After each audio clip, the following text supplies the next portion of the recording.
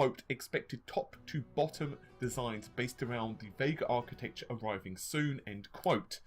Now, do remember that AMD originally showed Vega on its roadmaps as a much larger piece of silicon, and therefore we anticipated the cards essentially being either Polaris with a HBM2 memory controller, or the second option was a slightly tweaked version of Polaris with a, well, HBM2 memory controller. So in other words, it's the same architecture exactly, but with HBM2, or a tweaked architecture of Polaris, but with, once again, HBM2. And this doesn't appear to be the case at all. It is a very different architecture from Polaris. Obviously, just how each of the GCN iterations have improved upon one another, it does seem that this is an entire new generation of GCN, at least according to the rumours, but in a week's time I may say something entirely different, so don't slap me. So it appears, at least according to these reports, that Vega will not just have HBM2, but also GDDR5. According to Fudzilla's sources, they say that they do not have information whether there will be GDDR5X based variants on Vega. Now, just for your FYI, GDDR5X of course brings with it higher clock speeds than traditional R5. I'm just going to call it R5 and R5X so I don't go insane during the process of narrating this video. So R5 typically has served us fairly well, but now we're starting to really get to the precipice of where the memory bandwidth afforded it, unless you want to go really wide memory buses, you start getting this issue where you really want to go with the R5X memory. Now obviously Nvidia have employed R5X when it comes to the GTX 1080, and rather well may I add. It's allowed the GPU to have rather nice memory bandwidth, despite only having a 256-bit memory bus. And this is, of course, thanks to the fact that the memory itself is running at 10 gigabits per second. That's pretty impressive, and combined with 8 gigabytes of 8 gigabytes of RAM, that provides ample bandwidth and ample amounts of memory for all but the most demanding of situations. Therefore, we're left in a bit of conundrum when it comes to Vega, or rather the entire 2017, we presume, lineup of AMD. And I'll tell you why. Now I'll give you the too long didn't read. Quite simply, there had been reports that Polaris would coexist with Vega, and then other folks have said that's not the case. Then we're starting to see reports of a dual Vega card, a dual Polaris card, and then that would be the Polaris 10 XT2. And now, of course, we've also started to see those intros as well as other leaks which hint of the Polaris 12 GPUs. And it really is a weird situation because I obviously there is smoke on all of these different little cinder blocks, and we just have to figure out which one is actually the right answer. I'm going to throw a rough idea. I would say, and obviously I could be entirely wrong, but I wouldn't be surprised if Polaris 12 happens to be a very low-end card. So this does bring us to both Vega 11 and also Vega 20. Now, starting with Vega 11, there were reports quite a couple of months ago now, I believe it's around September-ish, that Vega 11 would actually replace Polaris, but there was some ambiguity there on how much of the lineup would actually be replaced. In fact, some reports said that it wouldn't be a top-to-bottom replacement. Other reports said it would almost coexist. So, for example, Polaris 10 would be up until the RX 480 levels of performance, and then Vega 11 would be from, we presume, the GTX 1070 to, let's say, 1080 performance, and then Vega 10 would be the ultra bleeding edge Titan. Other reports said no, that's not the case. Vega 11 would basically replace the RX 480 and possibly the 470. Now this does appear to be the case, at least according to these rumours. They're almost like confirmation. So it's kind of curious on how all of this actually will come into play, because as I just mentioned, you've got so many different versions of Polaris, so many different versions of Polaris which are going to be popping out, that presumably the dual Polaris XT2, assuming it is a dual part, or it's not for professional use, which is always a possibility, Vega 12. So I am very, very, very curious to see just how much of the replacement lineup would be in Vega, whether some of them will simply be rebrands. It's weird stuff. Now, I also want to touch on one final point regarding Vega. Before I also point out, obviously, in their future roadmaps will be Navi, but we know very little about Navi. It's looking like that's not going to happen until 2019, and there's so little information about Navi, I don't even know enough to speculate more than, let's just say, it's going to have next generation memory, which AMD have said, which is possibly either HBM3 or GDDR6, and they have also said it's scalable. Now, what scalable means is bugger knows, because if you think about scalable, technically Crossfire is scalable. So you can slot in a second graphics card just like SLI, and you've, well, scaled the graphics performance. The only thing I can possibly imagine scalable could be is that you could almost have like the Vega Cube, which we've talked about before. But how that would work in a regular customer graphics card, I wouldn't even hazard a guess, and that's assuming I'm even vaguely on the right track. But there is one other report which did pop up back in September, and it does come to mind for this, and that is Vega 20. Now, those leaks tell us that it's going to have a very similar architecture to Vega 10 and Co, but it was created, or will be created, on 7nm, which allows about 30% improvements to performance and also double the density of the same silicon. Now, I don't know whether that's going to be true or not. I just thought I'd throw it in for the sake of completeness. Once again, this was a report back from videocards.com, and they said that they've spoken to some sources. That was back in September. It is quite interesting, however, because once again, a lot of these reports, although they are slightly differently worded and information is ever so slightly subtly changed, the actual core message of a lot of this stuff does seem to, at the very least, coincide with one another. And that is a positive, because if you get a lot of reports and each of them are different, then you don't really know what's going on. On the other hand, if you get the reverse and you get a whole bunch of reports and the core message remains similar to one another, that's generally a sign that there's at least some grains of truth in there. Anyway, Polaris, the architecture itself, had a couple of big issues. One was the power consumption of the GPU, by which I mean that they I wouldn't say they strangled it, but the fact that it only had that 1/6-pin power connector and a fairly,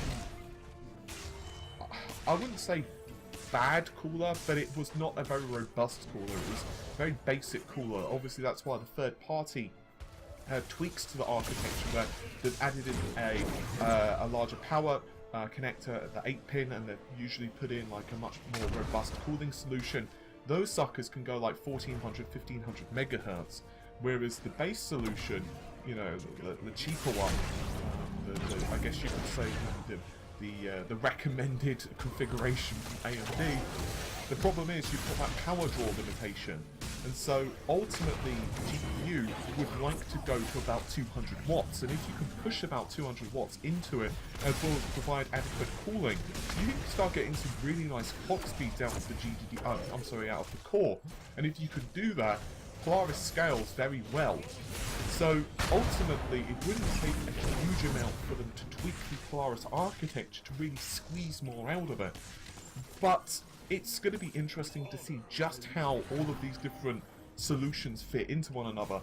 And I think that's why I'm so interested in Vega. It's not just that it represents high-end performance, because ultimately, for 90% of gamers, I would say, unless you're playing at like 4K, the GTX 1070 or 1080 for the higher end, absolutely fine. I mean, we reviewed the GTX 1070, that was the MSI Gaming X variant, and it was just like insane.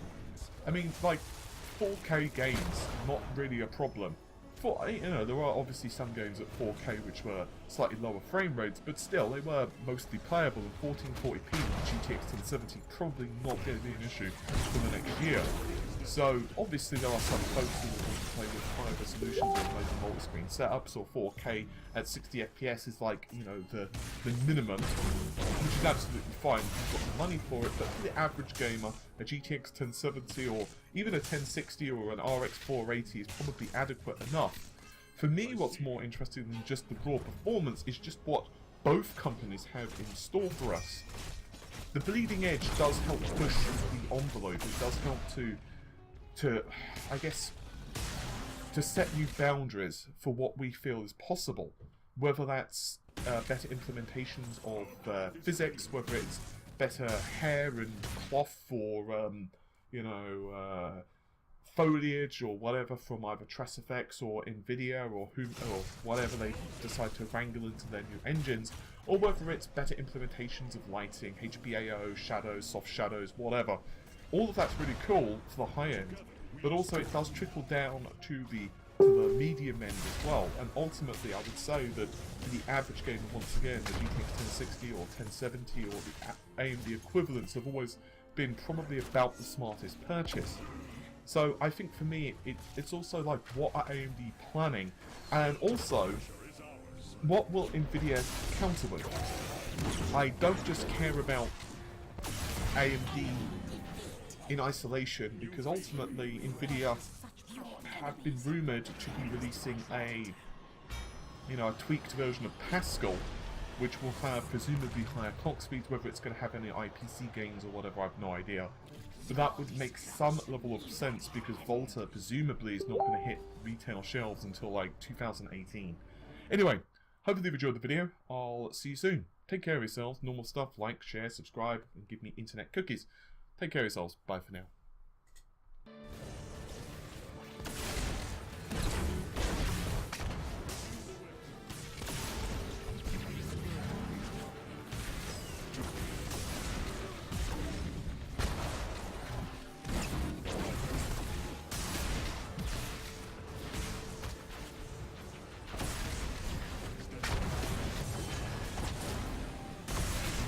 Ladies and gentlemen, my name is Paul, and in this video we're going to be going through an absolute deluge of Ryzen information. This is everything from the system setup that they were using at the New Horizon event, in other words, pitting the Ryzen CPU against the 6900K, voltage information, and a heck of a lot more, possibly even some hints regarding the chip's release date. Now, I cannot take credit for finding this stuff. A couple of chaps actually sent me this. One individual by the name of Rod, and another one, I'm probably going to pronounce his name incorrectly, I can only apologise. I believe it's Yujon, and he is a Chinese chap who actually provided some translation on our part as well, which is incredibly kind of him. So let's start out with Rod's stuff first, because it's probably easier of the information to digest, because the second part is going into release dates and other bits and bobs, and it's a little more complex, but I'll explain why in a moment. So, first things first, let's go into possibly the least surprising thing in the world, and that is the Cinebench and the Fritz benchmarks that I reported on most likely being fake the other day. And according to EXP Review, that is indeed the case. Now, EXP Review typically do have a pretty good handle on things, and they're our Chinese website, and they have reported that the benchmarks were fake. I'm unsurprised about that. I did say that I was extremely skeptical of them, despite a couple of people going absolutely ballistic on them online, and obviously comparing them to the updated Intel stuff. So I think it's good that they're fake, or at least we've got a good handle on the fact they're fake. But let's go into the more interesting stuff. So another website by the name of bitsandchips.it has a small update concerning Ryzen on the demonstration that was shown, of course, at New Horizon. It's so bloody confusing to say Ryzen, New Horizon, Zen. Anywho, when you're all trying to do all this stuff, it's like mental track time. Anywho, so they report that they have sources. They obviously cannot specify those sources, because if they said Bob on the engineering team, he'd probably get fired. And I'll read out the article in full because it's pretty short, well, at least the pertinent part. AMD has set up a higher than usual V-core. This explains the higher full load consumption of Ryzen 95 TDP compared to the full power consumption of the 1600K, and they also confirmed that once again turbo was disabled for Ryzen. So from what it would appear, they increased the core clock, so the core voltage, because they're still not 100% settled on the final production silicon of Ryzen, and therefore they were like, you know what, this is going to be like make or break. We don't want it to be SOD on stream because we're obviously pushing higher clocks. So I 100% concur with their decision on this, and that's absolutely fine. And a couple of other leaks regarding the so-called Threadripper. Now, Threadripper, as you might recall, was patented along with Ryzen and a few other bits and bobs that we saw. I've mentioned those leaks a while back, and obviously those patents are now public. So Threadripper, most folks had assumed was going to be AMD's public name for SMT, also known as simultaneous multi-threading, also known as we would like to be like Intel's, you know, i7 range.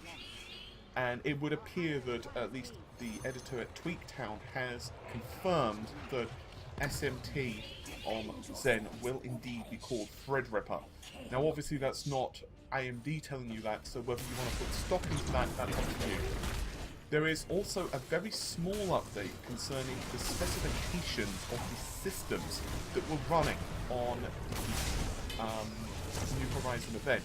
So basically, the two systems Lisa Sue was showing off were very much identical. So for example, you had the same SSD, 512GB, you still had a Windows 10 installation, Battlefield 1, blah blah blah blah blah. But the key differences here, and this is perhaps the most important, Rod pointed this one out, which was incredibly nice of him. You have both systems were using stock coolers, that was both the Intel and the Zen, but Zen was actually running on slightly higher clock speed than what Lisa Sue told us. She told us it was 3 GHz, or say 3.4 GHz, and it appears to be 3.45. The Battlefield tests were also conducted on a Titan X with the NVIDIA version of 376.19. Now, the reason I find that interesting isn't la la la la la la la, Titan is faster than Vega. It shows that, yes, there's a very good chance that at the moment their drivers are not stable or fast enough to be, well, considered finished for them to be using it for PR purposes. And I did say that I felt that the New Horizon event demonstration of Vega felt rather... How can I put this? I don't like to say unrehearsed, because obviously it's a live event and you can only rehearse live a certain amount, but it didn't feel quite as